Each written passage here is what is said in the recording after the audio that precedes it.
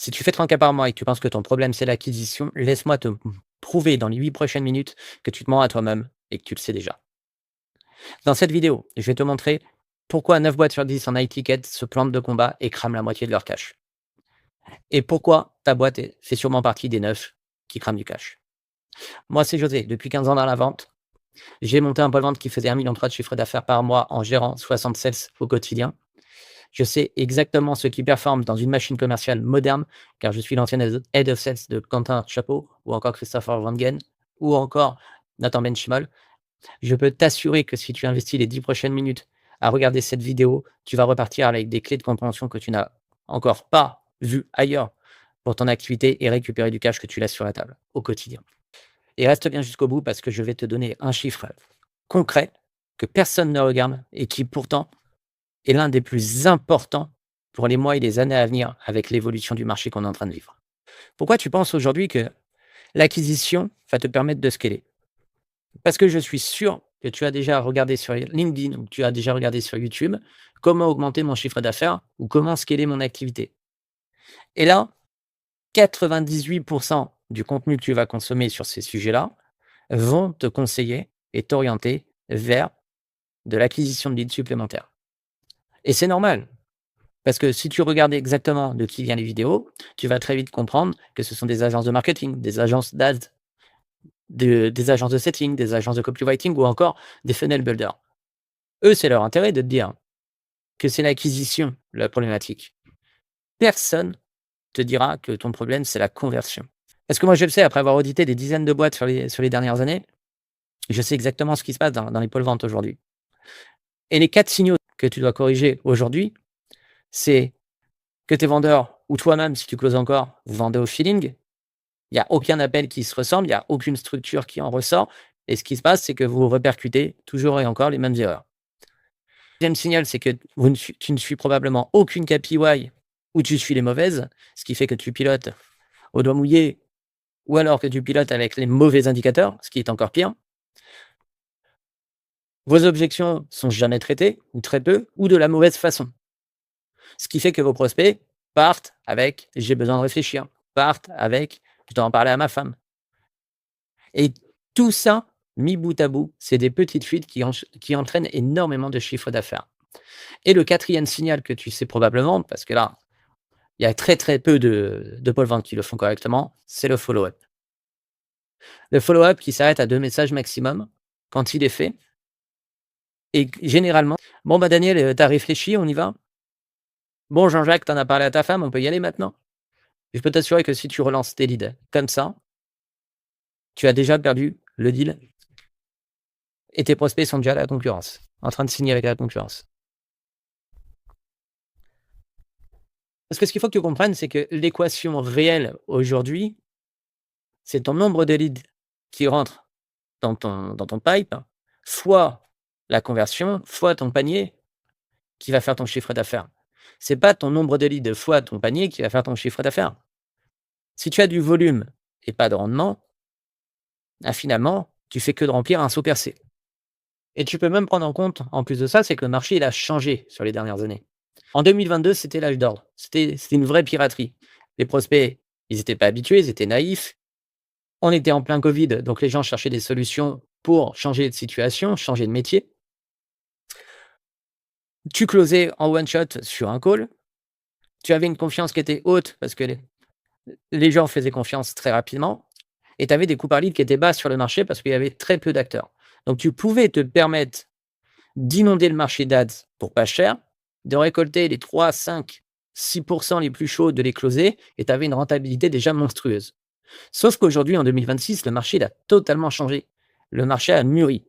Les prospects, avant d'arriver sur tes appels, ils se sont éduqués. Ils ont consommé entre 10 et 15 heures de ta thématique, que ce soit avec toi ou avec tes concurrents.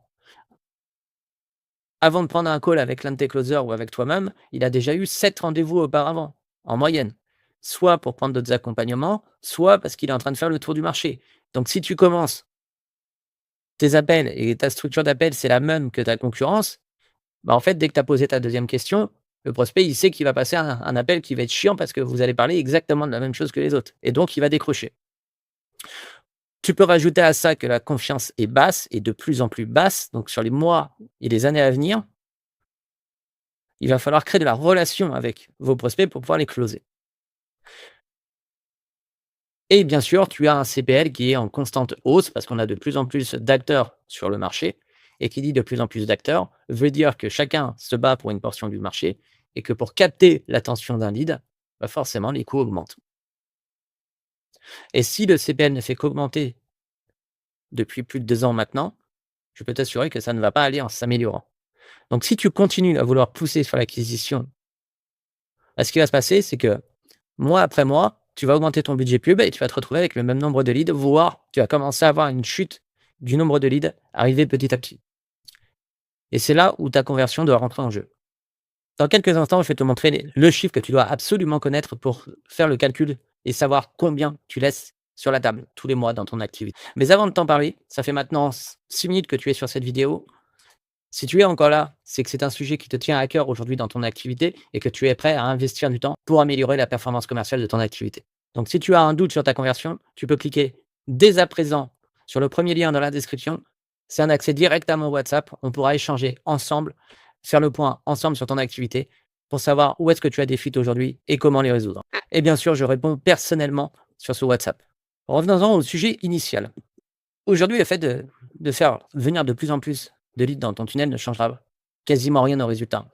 Alors que si on fait un peu de mathématiques ensemble, avec l'équation que je t'ai présentée avant, nombre de rendez-vous fois ton offre, fois ton taux de conversion. Imaginons qu'aujourd'hui, tu as 100 rendez-vous qui tombent tous les mois dans vos agendas, à toi et ton équipe, sur une offre à 2 000 € et que tu te trouves aux alentours de 15 % de taux de conversion. Tu obtiens les 30 000 € de chiffre d'affaires que tu fais tous les mois.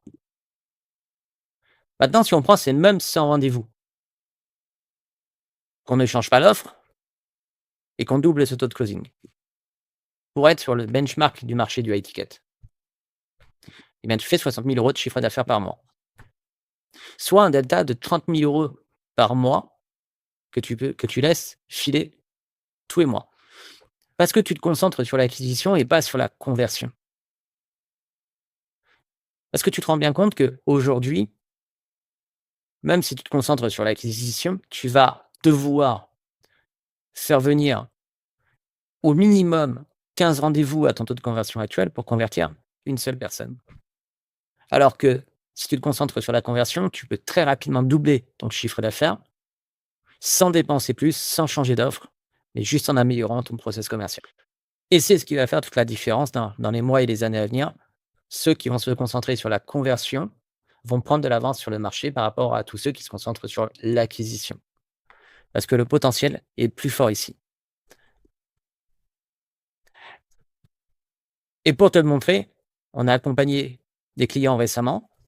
Mam, qui est infopreneuse et qui a un accompagnement holistique, qui est passé de 15 % à 60 % de conversion en un mois.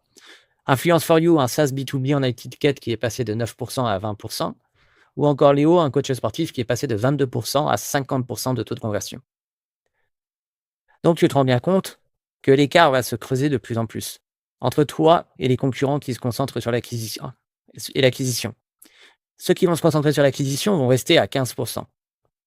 Ils vont être linéaires et ils vont même commencer à perdre petit à petit pour la simple et bonne raison, c'est que les leads vont coûter de plus en plus cher. Alors que toi, à 30 % de taux de conversion, tu vas prendre de l'avance sur ton marché et tu vas pouvoir poser ton autorité, mieux investir ton argent pour pouvoir développer et scaler ton activité. Et c'est ça ce qui fait la différence. Et on l'a validé sur 3 univers. De l'infoproduit, de l'accompagnement, un SaaS ou du coaching. Donc c'est quelque chose qui fonctionne et c'est quelque chose qui a déjà fait ses preuves. On arrive à la fin de cette vidéo. Si tu es encore là, n'oublie pas que tu as mon WhatsApp directement dans la description. Si tu veux parler de ta machine commerciale, on en parlera avec grand plaisir ensemble. Et j'attends ton message demain ou après-demain.